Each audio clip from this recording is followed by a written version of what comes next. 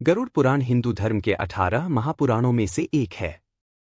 यह भगवान विष्णु और उनके वाहन गरुड़ के बीच हुए संवाद का संग्रह है।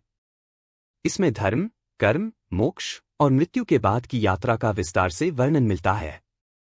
अध्याय 4 में मृत्यु के बाद आत्मा की यात्रा, धर्मराज के न्याय और यमलोक की प्रक्रिया का वर्णन है। इसे सुनना और समझना व्यक्ति के जीवन में आध्यात्मिक जागरूकता लाने के साथ ही उसे धर्म के मार्ग पर चलने की प्रेरणा देता है। यह अध्याय मुख्य रूप से मृत्यु के बाद आत्मा की यात्रा और कर्मों के फल की चर्चा करता है।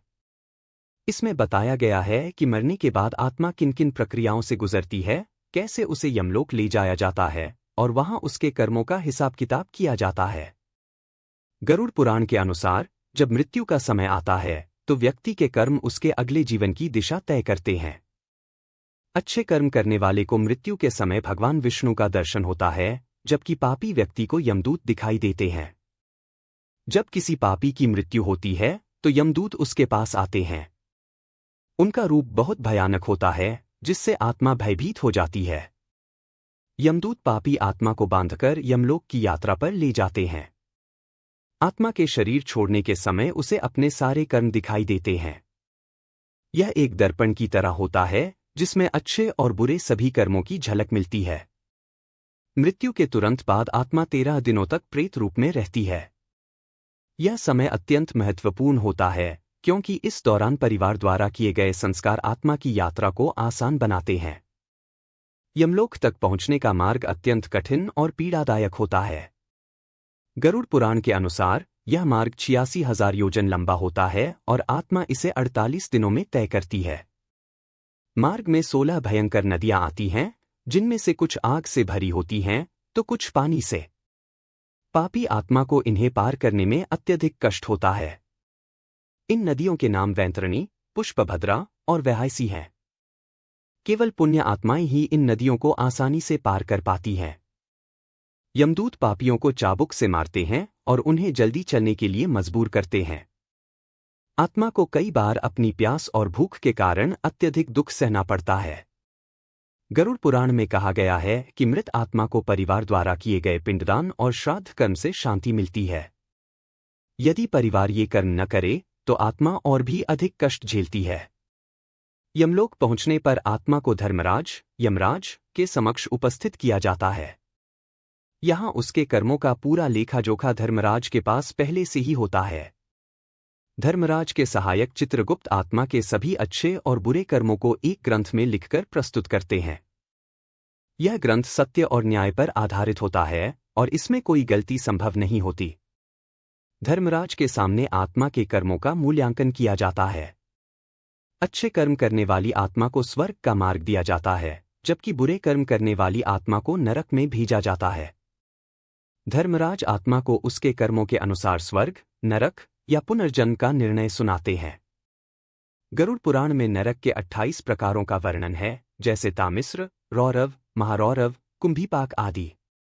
प्रत्येक नरक में अलग अलग तरह की सजा दी जाती है। स्वर्ग और नरक का वर्णन।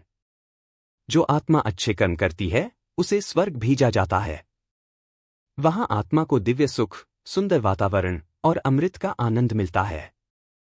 स्वर्ग में आत्मा को भगवान के दर्शन करने का भी सौभाग्य मिलता है। गरुड़ पुराण के अनुसार नरक में पापी आत्मा को असहनीय यातनाएं दी जाती हैं। किसी को जलती आग में फेंका जाता है, किसी को कांटों से भरे जंगल में दौड़ाया जाता है और किसी को उबलते तेल में डाला जाता है। गरुड़ पुराण इस बात पर भी जोर देता है कि मोक्ष, मुक्ति प्राप्त करना मनुष्य जीवन का अंतिम लक्ष्य होना चाहिए। सत्य, दया और अहिंसा का पालन करने से आत्मा पाप से बचती है। भगवान विष्णु की भक्ति और धार्मिक कार्यों से आत्मा को मोक्ष का मार्ग मिलता है। आत्मा को अपने कर्मों के अनुसार पुनर्जन्म लेना पड़ता है। यदि आत्मा निष्काम कर्म और भक्ति करती है तो उसे जन्म मरण के चक्र से मुक्ति मिलती है। भगवान विष्णु की भक्ति, मंत्र जप और सत्संग आत्मा को आध्यात्मिक रूप से उन्नत करते हैं।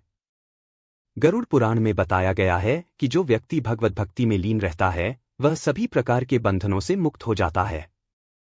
गरुड़ पुराण न केवल मृत्यु के बाद की यात्रा को समझाने वाला ग्रंथ है, बल्कि यह जीवन को सुधारने और धर्म के मार्ग पर चलने की शिक्षा भी देता है।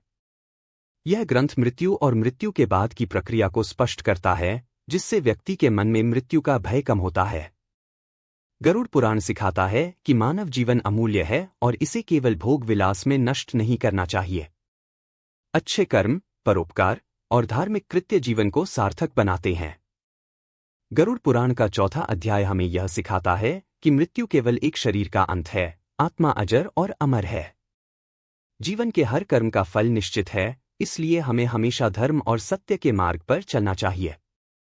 अगर आप इस अध्याय का सार जीवन में अपनाएंगे, तो न केवल आपका वर्तमान जीवन सुधरेगा, बल्कि आपकी आत्मा को भी शांति और मुक्ति का मार्ग प्राप्त होगा।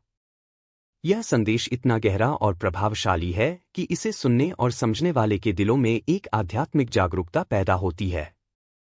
जीवन को धर्म, भक्ति और अच्छे कर्मों से संवारें और मृत्यु के बाद की यात्रा को सुखद बनाएं।